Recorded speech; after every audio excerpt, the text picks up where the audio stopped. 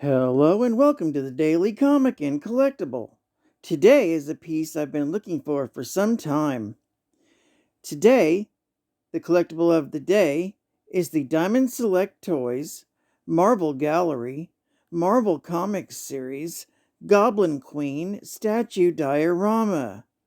This statue of Madeline Pryor, the Goblin Queen, is based on her appearance in Mutant X and is high quality, featuring detailed sculpting and paint applications.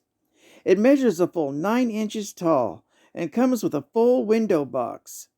This statue, with Demon Limbo diorama base, was designed by Uriel Catan and sculpted by Sam Greenwell. Box contents include Goblin Queen figure, released by Diamond Select Toys. Now, the comic of the day is Uncanny X-Men, issue number 241, with a cover date of February 1989, with story by Chris Claremont, art by Mark Silvestri, and this iconic cover is by Mark Silvestri. This is part of the Inferno event and is titled Inferno, Part the Second. Fan the Flames. Madeline refuses to believe that Mr. Sinister is her creator. Instead, she and her pet Gray demons attack him, because he is the mastermind behind the marauders who stole her baby. But the orphanage is Sinister's headquarters. He has built-in defense systems that chain the Goblin Queen and use their own energies against her. She calls to Nastir for help, but he remains hidden in the shadows. In the transforming New York, the X-Men continue to fight the remaining marauders. Colossus is shocked to see Riptide among them, for he killed him during the mutant massacre. The police, riding demon-transformed police cars, interfere. Polaris, who's possessed by malice, destroys one of the vehicles and hurls the debris against the X-Men, while Vertigo uses her powers to create a general nausea. The X-Men are almost defeated when Longshot randomly throws a blade, which hits a sign over Vertigo's head. It falls down and knocks her out. The fight continues, and the X-Men fight more aggressively than ever. Havoc even uses his powers in full force, killing Harpoon. The Goblin Queen continues to ignore Sinister. She thinks of herself as a normal person with parents and a past. Mr. Sinister asks her to tell him about her memories to prove it. Madeline tries to remember and comes up with an incident at the age of 10. She was playing with her best friend Annie, but suddenly she was hit by a car. Mr. Sinister finishes the story. The 10-year-old redhead holds her friend in her arms, and suddenly she found herself in her friend's head, sharing her last thoughts as they went out. Madeline asks how he knew. Mr. Sinister explains that this is a memory of Jean Grey. Actually, it's the day when Jean Grey manifested her powers. Back then, Jean was put in the care of Professor X, who trained her.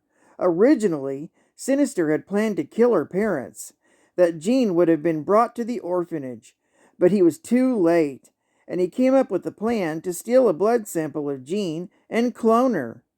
Later, though, when the clone hit puberty, he was disappointed to see that she did not develop mutant powers. Then one night, her incubation chamber exploded in a bird of fire, and the clone shouted Scott before passing out. In the shadows, Nastir thinks that if he saves Madeline, she would be totally under his control, and he leaves. In Manhattan, some of Siam's techno-organic demons recognize the X-Men and the Marauders. They join the fight and shoot Prism. The X-Men kill off the whole squad, besides one who is captured by Colossus. He recognizes the species from his stint in Limbo. Colossus interrogates the demon and is surprised to hear that his sister Magic is no longer Limbo's ruler, because she was overthrown by Nastir and Siam.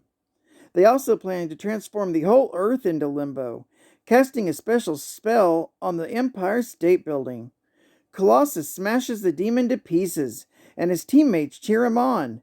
He realizes that the demonic surroundings has had a bad influence on them, only he is protected by his armored form. because iron shields against magic.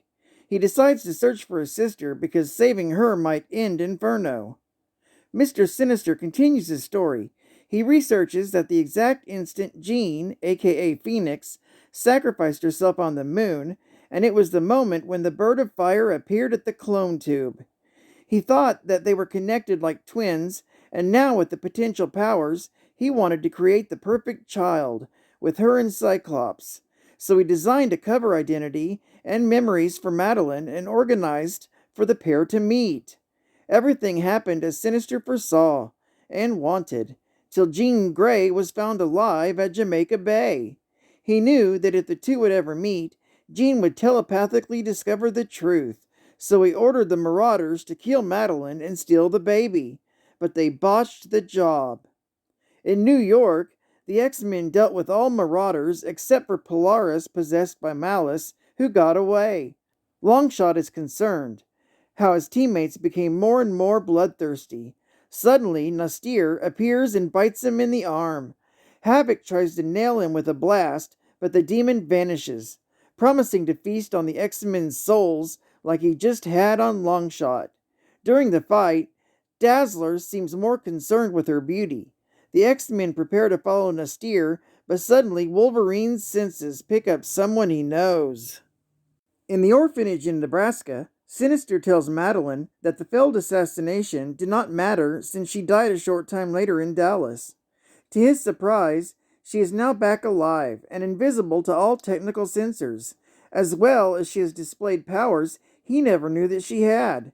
He plans to dissect her, to discover what changed her.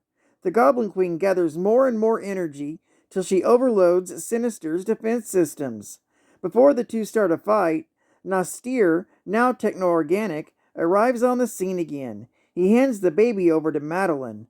The Goblin Queen is thankful and loyal to Nastir.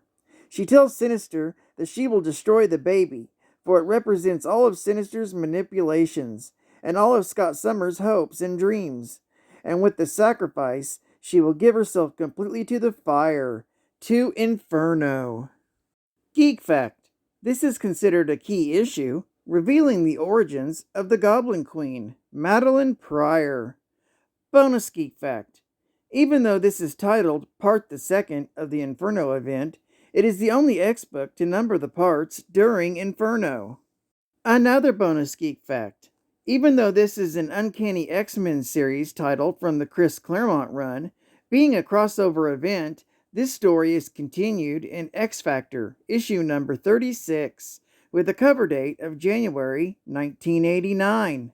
Another bonus geek fact: the Goblin Queen is thankful and loyal to Nastir, a demon who was the one to help Madeline get her baby back from Sinister.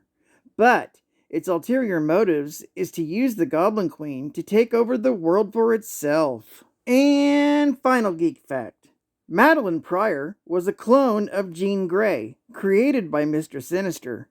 He found that a union between Cyclops and Jean Grey would produce a powerful mutant. Sinister hoped to control the mutant and use it to defeat Apocalypse.